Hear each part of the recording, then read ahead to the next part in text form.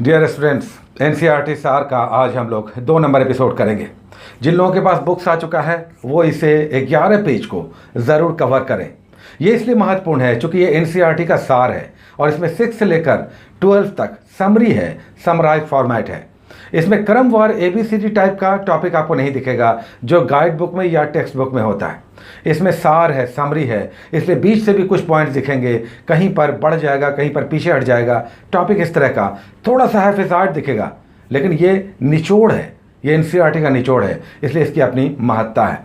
इसलिए इसे हमें करना है और 1 महीने आप करके देखें, तब इसका इंपॉर्टेंस पता चलेगा जब एग्ज़ाम में इसके पॉइंट्स दिखने लगेंगे। 6 से लेकर 12 तक का ये समरी है और इसमें सारे सब्जेक्ट्स हैं। एनीवे, आज हम लोग फिर से 11 पेजेस ले रहे हैं, अलग अलग टॉपिक्स के 11 पेजेस ले रहे हैं। इसमें लगभग 400 पेजेस हैं।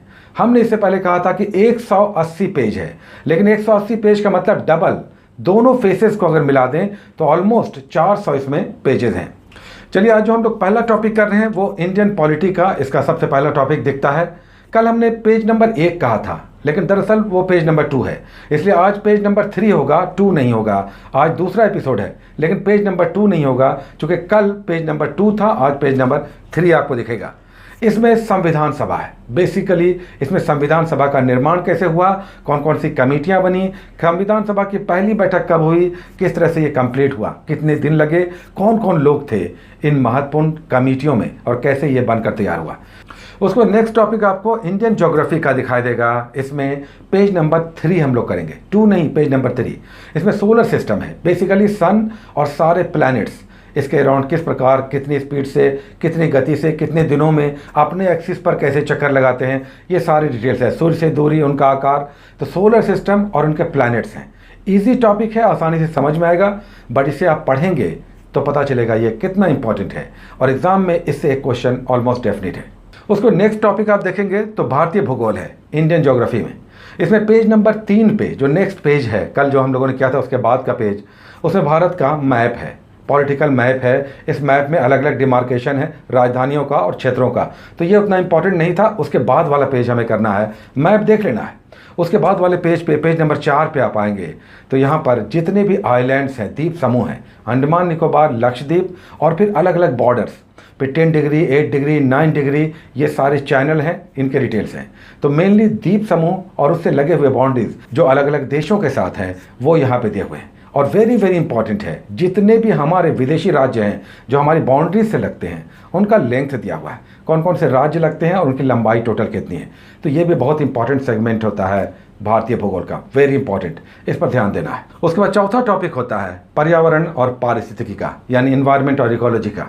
कल हम लोगों ने बायोटिक ये सब डिटेल्स किया था। नेक्स्ट पेज पे आज जाएंगे तो आज बायोम है और बायोस्फीयर है। जितने भी जीव हैं, जीव जंतु, पेड़ पौधे, इनका इकोलॉजी, पारिस्थितिकी के साथ संबंध बायोम कहलाता है। सभी बायोम मिलकर बायोस्फीयर का निर्माण करते हैं। तो मेनली यहाँ पर फॉरेस्ट है, वन है, वनस्पति है, उनके डिटेल्स है, पूरे भारत में फॉरेस्ट की क्या स्थिति है। उसके बाद क्रम में, क्रोनोलॉजी में नेक्स्ट टॉपिक फिजिक्स का आता है, जिसमें आज नेक्स्ट पेज है जो 1 पेज मात्र हम लोग करेंगे, पेज नंबर 3। इसमें यूनिट्स है, इकाइयाँ हैं, प्रमुख यूनिट्स, इकाई जो एग्जाम्स में आते हैं उसका एक बड़ा अच्छा कलेक्शन है, लेकिन एक साथ ये याद नहीं होगा। तो इसे 4-4, 5-5 आप कॉपियों में नोट करें। हर दिन 4 या 5 कॉपी में नोट कर लें और उसे रिवाइज करें। जब आप कॉपी में नोट कर लेंगे तो रिवाइज करने में इजी होगा। एक साथ ये नहीं होगा, सब किताब में, सभी किताबों में ये मिलता है, लेकिन एक साथ आप इसे नहीं कर सकते। तो 1 बाय 1 करना होगा, 4-4, 5-5 आप कॉपी में इसे उतार लें। तो मात्र 1 पेज है यूनिट्स का, वो भी रिवाइज करना है, पढ़ना नहीं है। उसके बाद केमिस्ट्री हम लोग करते हैं। आज केमिस्ट्री में पेज नंबर 23 होगा, कल क्रम में 22 नंबर था, आज पेज नंबर 23 होगा। इसमें मेनली एटॉमिक स्ट्रक्चर है, वैलेंसी है, संयोजकता है, अलग अलग शेल में किस प्रकार इलेक्ट्रॉन्स रहते हैं उनके डिटेल्स है। तो बहुत इंपॉर्टेंट, साइंस का ये वेरी वेरी इंपॉर्टेंट टॉपिक है। पहला पेज कल का भी बहुत इंपॉर्टेंट था और आज अगेन इंपॉर्टेंट है। याद रखें कि एटॉमिक स्ट्रक्चर का क्रमवार अध्ययन यहाँ पे नहीं दिखाई देगा, चूँकि ये सार है, समरी है। तो कभी कुछ अचानक वैलेंसी आ जाता है, फिर उसके बाद ऑर्बिट्स आ जाता है, उसके बाद संयोजकता आ जाता है, तो ये सब आपको दिखाई देगा क्योंकि यहाँ पर समराइज फॉर्म है एनसीईआरटी का। उसके बाद बायोलॉजी में आज का पेज बहुत ज़्यादा टफ नहीं है, बहुत ज़्यादा पढ़ना नहीं है, और इसीलिए हम कहते हैं कि मात्र 1 पेज है। वो भी कई सारे पेजेस ऐसे हैं जो सिर्फ रिवाइज करना है।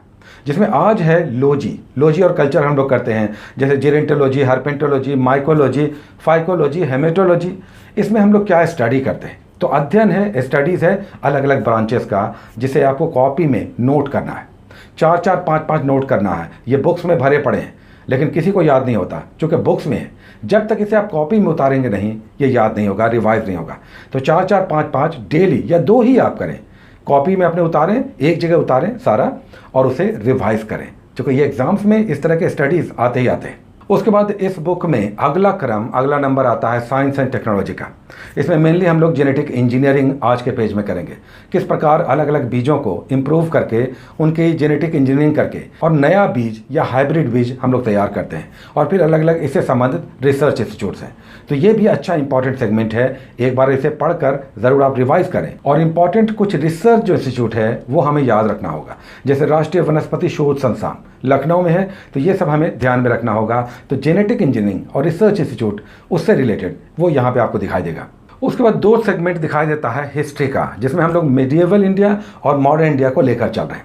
हिस्ट्री में 2 खंड, 2 पार्ट हम लोग लेकर चल रहे हैं, मध्यकालीन भारतीय और आधुनिक भारतीय इतिहास। मध्यकालीन भारतीय इतिहास में कल हम लोगों ने गोरी गजनी लिया था टॉपिक में। उम्मीद है कि जिनके पास बुक्स है उन्होंने किया होगा। ये 5, 3, 4 मिनट्स ओनली, इतना ही भर टाइम लेगा इस टॉपिक को कंप्लीट करने में, 3, 4, 5 मिनट्स। आज जो नेक्स्ट पेज पे आप जाएंगे तो यहाँ पर दिल्ली सल्तनत के जितने भी 5 वंश हुए, गुलाम वंश, खिलजी वंश, तुगलक वंश, सैयद वंश और लोधी वंश, इन 5 वंशों का जितने भी राजा हुए, सुल्तान हुए, इन्हें सुल्तान कहा जाता था, उनका क्रमवार है पहला से लेकर अंत। और कई बार एग्जाम में आता है कि खिलजी वंश का अंतिम शासक कौन था। तो ये अच्छा पेज है, सारा याद नहीं करना है, लेकिन ध्यान में रखना है। इसे कॉपी में भी नहीं उतारना है, क्योंकि ये बहुत टायरिंग है, थकाने वाला है। इसे यहीं रहने दें, लेकिन ध्यान रखें कि पहला शासक और अंतिम शासक हर वंश का कौन सा था। और उसके बाद नेक्स्ट क्रम में आता है मॉडर्न इंडिया। हम लोग कर रहे हैं यूरोपियनों का आगमन मॉडर्न इंडिया में, आधुनिक भारत में। पुर्तगाली, डच, फ्रांसीसी, ब्रिटिश, डेन, ये सब आए। तो इनका यहाँ पर अगला क्रम आपको दिखाई देगा।